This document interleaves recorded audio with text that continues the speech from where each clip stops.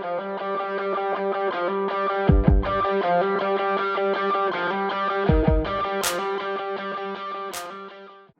guys, welcome to another edition of the Suburban Driving with Miranda.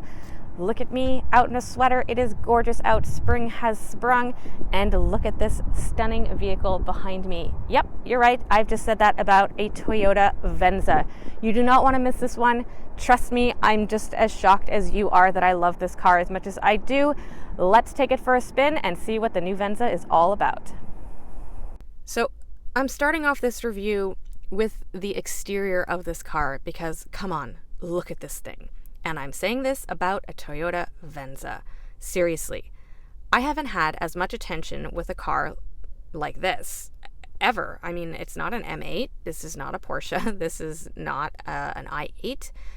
It's a Venza. It is a family car. And yet I have spent more time talking about this vehicle in parking lots as people have walked by and seen me get out of it or get into it than I have with any other car as of late. Even when I had the M8, I didn't get as many questions. This thing grabs your attention. I mean, look at the lines on this.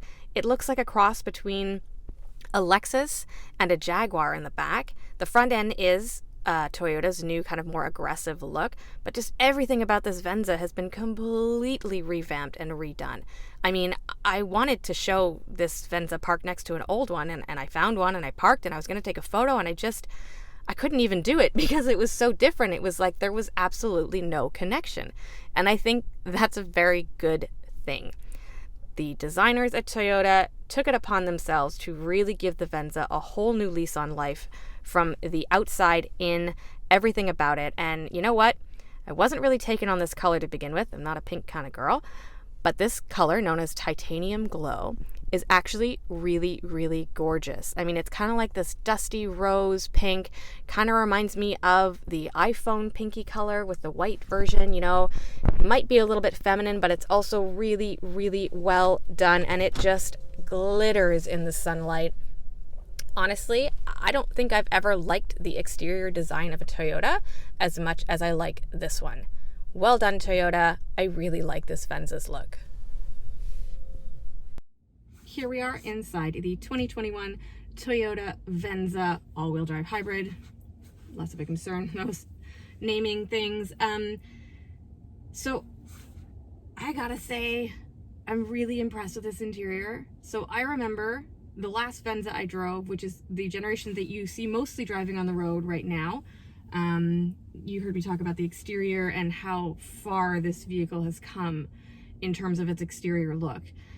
So that older generation that you see, take that exterior look, that kind of clunky, square, old school, wagony feel, and then translate that to the inside, and that's kind of what it looked like inside too, and what it felt like.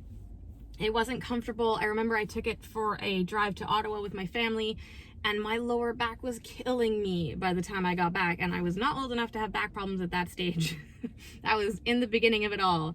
I should not have had back issues. So this is such an upgrade from that previous generation Venza, and I am so impressed with it. It's gorgeous in here. I love the seats. I love all the stitching detail. You know, it seems super simple at first, but it just adds that little extra level of class. You've got all these different levels in the dash, like it kind of reflects the rest of Toyota's lineup, or I don't have all the storage bits and pieces that I would have in the Highlander or the 4Runner or the Tacoma, Tundra, whatever, but it mimics that layered look, again, with the stitching along all the seams, and it's just really got this upscale feel to it. I have a huge screen here, which is really nice to look at. Steering wheel's super comfortable. Everything's within reach. I feel nicely contained, but not cramped. I'm just well placed in the cockpit. Like everything is very at my fingertips and within reach, and again, very comfortable.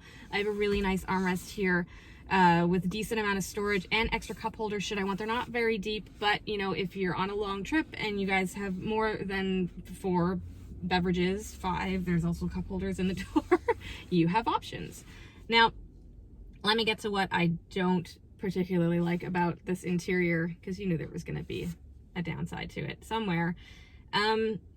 Everything is touch, so I have no buttons, and you know by now, just give me a button. Truthfully, actually, I lied. So there are buttons in the steering wheel. Those don't count. Those are always there. The only buttons that I have are down here in the middle for my heated seat. Now, of course, I can get to the heated seat here as well, but I have the buttons down here, which is really nice. But everything else is touchy-feely. So like if I want to turn the volume down, I have to like frantically whatever, or here, push. If I want to turn up the fan or I want to change my temperature, I can't just turn, which is so much more efficient, really, than this. It looks beautiful. Like, I gotta say, it's a really stunning. Dusty, though. You have to keep wiping it down, and I apologize, I feel like in the video, even though I wiped it, it's still gonna look dusty and full of fingerprints, but it's also very beautiful, and I understand why they did it, because they wanted that aesthetic and they wanted that look. You know, it's very Range Rover-ish. It's got this really nice sweeping screen on black piano finish on touch screen, and it gives that vibe to the car. So I get it. I really do. And honestly, if that's the only thing that I find wrong with this interior, then that's not half bad. I'm in line at the car wash, so I'm gonna move forward slowly without my seatbelt on. Don't come at me. Because the world's getting their cars washed, so I get to sit here for a good hour, so I thought, why not get some work done at the same time? That being said, everything else about this interior is great. It has a really nice, roomy back seat. So this is kind of, again, you would have heard me say this in the exterior, it's transformed itself into more of an SUV than a wagon. It's got plenty of headroom in the back, plenty of legroom. My kid had so much room back there. The trunk is a really nice, decent, deep size. And, you know, if you want to put those rear seats down, then you get so much more space in there. So all in all, like, this thing has gotten a lot of attention because of its exterior, but had those people looked at the interior, I think they would have been just as pleased and impressed with how far the Venza has come over all these years. Now, normally I don't save the drive for the last topic because, you know, the drive is kind of one of the most important things when it comes to cars. You are driving them every day after all. But when it comes to the 2021 Toyota Venza XLE all-wheel drive hybrid, the drive isn't necessarily something to write home about. So it's smooth, it's soft, it is what you'd expect from a Toyota. So this has a 2.5 liter inline 4 hybrid engine, obviously. So I have 219 horsepower and 163 pound-foot of torque. And yeah, it's all-wheel drive. It's pretty big. It feels large, but not in a bad way. This is not a fun drive. This is not a, I want to, you know, get on the highway with this. I don't want to go on twisty roads. I don't want to do anything other than like pick up my kid and go to the grocery store. But that's fine because I have great fuel economy right now. I just filled up and my distance to empty is at 620 kilometers right now, which is great. It wasn't expensive to fill up. It was regular gas. I don't have to do anything special with it. This is not a plug-in hybrid, so it regenerates itself as you drive. You can have a fancy little graphic on the dash that'll show you how your engine powers the battery or regenerates the battery, as well as your wheels when you coast and or when you brake. So you're filling up your battery as you go. Now, again, so this has a CVT. I don't have gears. I can shift with the shifter should I feel the need. I don't. I'm not doing anything super intense. And honestly, the CVT is really nice. It's not loud. It is not droney. It fake shifts, which I really like with CVTs that do that. It fools you into thinking that you have gears when you don't. But it's, again, this isn't a super intense driving experience, but I'm okay with that because it's better than the last generation Venza. I feel like anything they could have done at this point would have been better than the last generation. So, and then this is definitely leagues above what the first one was. I enjoy how it drives. Now, in terms of price, this is the XLE. It has 0 options, save for like an extended warranty or something. I checked the sales sheet before. So this particular model comes in at $46,460, I believe. I think I remember my numbers properly this time.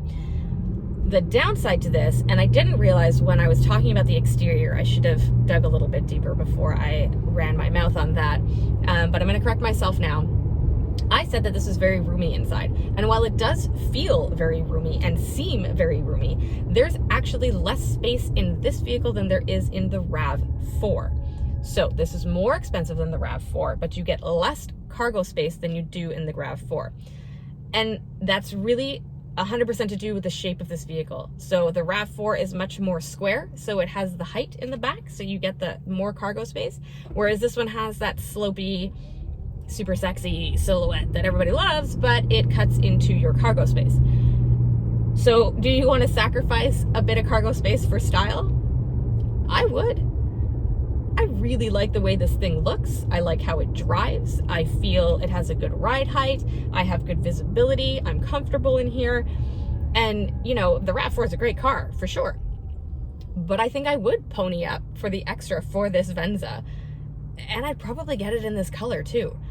It's just, it's leagues above where it was. So if you kind of push the Venza aside as, you know, remembering the old one, you didn't want to look at it, but you're in the market for a family car that has a good size back seat, a decent trunk, all-wheel drive, plus a hybrid engine that'll save you at the pumps, please don't ignore the Venza.